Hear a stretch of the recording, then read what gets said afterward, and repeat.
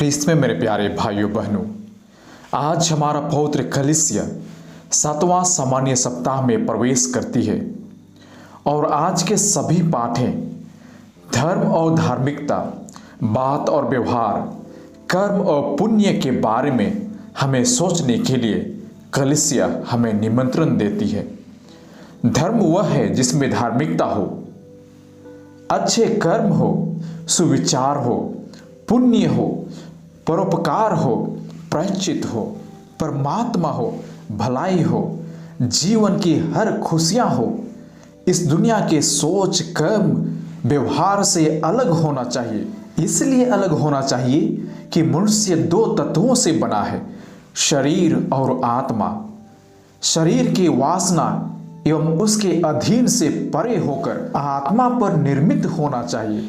आज का पहला पाठ सामुएल का पहला ग्रंथ में हम लोग सुनते हैं कि साउल इस्राएल के 3000 योद्धाओं के साथ वह दाऊद से मिलने के लिए संधि, मेल, समझौता करने के लिए वह निकल पड़ता है। लेकिन उनका यात्रा लंबी होने के कारण वे लोग रास्ते में आराम करने लगते हैं और गहरे नींद में सो जाते हैं। तभी दूसरी ओर से दाऊद और अभिषय का योद्धा उनके पास पहुंच जाते हैं और वे उन्हें देखते हैं कि ये लोग सो रहे हैं। और उसे देखकर अभिषेक कहता है कि ईश्वर ने आज आपके शत्रुओं को आपके हाथों दे दिया है, चलिए हम इसे मार डालें। अभिषेक तो कहता है कि इसे तो एक ही वार में जमीन से हम जकड़ सकते हैं, मतलब हम सर और इसका धड़ को अलग कर सकते हैं। लेकिन दाऊद कहता है कि उसे मत मारो, क्योंकि यह एक अभिषिक्त व्यक्ति है। हम किसी को मृत्यु का घाट उतार सकते हैं, हम किसी को दंड दे सकते हैं, लेकिन ईश्वर से कौन बचा सकता है।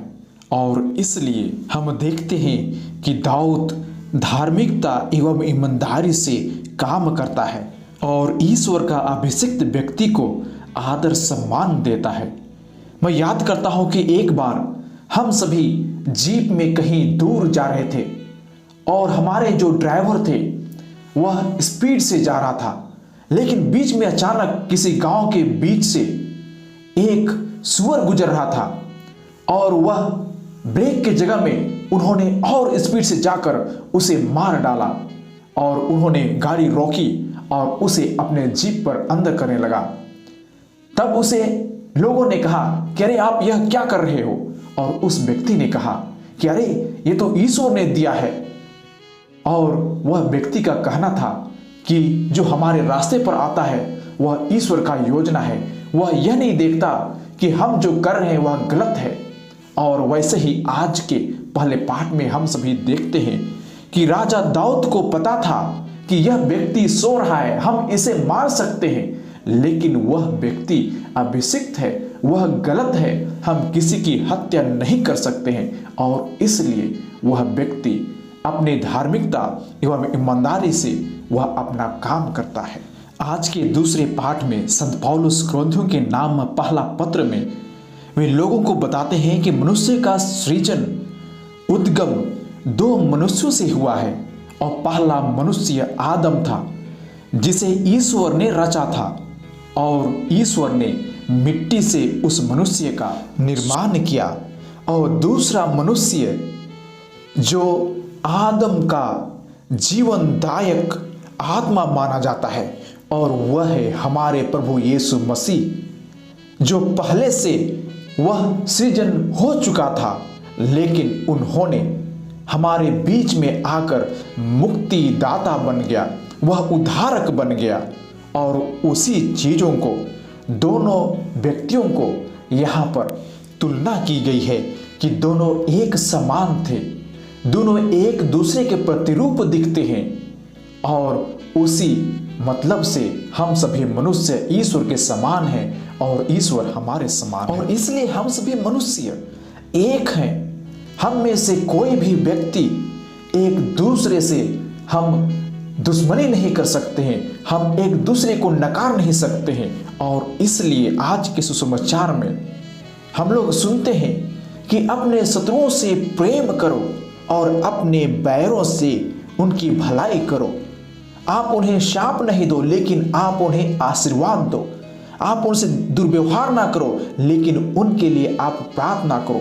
यदि आपके दाहिने गाल पर थप्पड़ भी मारे तो दूसरा भी उनके सामने कर दो। यदि कोई चादर भी मांगे तो आप कुर्ता भी उनके लिए दे दो। लेकिन जो मांगता है उसे कभी मत नकारो, उसे सब कुछ दे दो, उसे कभी वापस मत मांगो। क्योंकि दुनिया में सभी लोग आपको मिलेंगे जो पाने की आशा करते हैं, जो वापस लेने के लिए वे तत्पर रहते हैं। लेकिन हमारा प्रभु यीशु मसीह कहते हैं कि आप उनसे अलग रहो, आप हमारे प्रति वफादार रहो, सुविचार रखो, पुण्य करो, परोपकार करो, और वही परमात्मा हम सभी लोगों को उद्धार करेगा। यदि हम सभी मनुष्य बाकी लोगों के समान ही हम दूसरों को वापस पाने की आशा में हम उधार दें तो हमारा क्या पुण्य होता है। ऐसा तो सभी लोग करते हैं, और इसलिए यदि हम अपने आप को ख्रिस्तीय कहते हैं तो हमें बिना पुण्य लाभ वापसी किए बिना हम उन्हें देने की कोशिश करें। क्योंकि परमेश्वर कहता है कि हम सभी लोग स्वर्ग राज्य में हम जो देते हैं उसे हम प्राप्त कर लेंगे, और हमें उससे ज़्यादा मिलेगा। दबा दबा कर, हिला हिला कर, भरी हुई, ऊपर उठी हुई, और पूरी की पूरी जिस नाप से हमने नापा है उससे हमें दोगुना मिलने वाला है। और उसी आशा से हम सभी लोग इस धरा पर पुण्य कमाना है तो हमें दूसरों की मदद करना। हमारे प्रभु यीशु मसीह ने खुद उदाहरण देकर हमारे बीच में रहकर वह सभी चीज़ों से गुजर कर गए हैं, और उसी उदाहरण को लेकर आज हमें जीने के लिए आह्वान देते हैं। आइए हम भी पिता परमेश्वर के समान दयालु बने, हम भी दूसरों को क्षमा करें, जैसे परमेश्वर ने क्रूस पर कहा कि हे प्रभु इन्हें क्षमा कर, ये नहीं जानते कि ये क्या कर रहे हैं। आइए हम भी अपने सभी शत्रुओं को, अपने सभी दुश्मनों को, हमसे जो बैर करते हैं उनके लिए हम प्रार्थना करें, हम उनके मन परिवर्तन के लिए हम दुआएं करें। आइए हम सभी लोग उसी परमेश्वर के समान बनने की कोशिश करें और हम ईश्वर से उनके लिए प्रार्थना करें।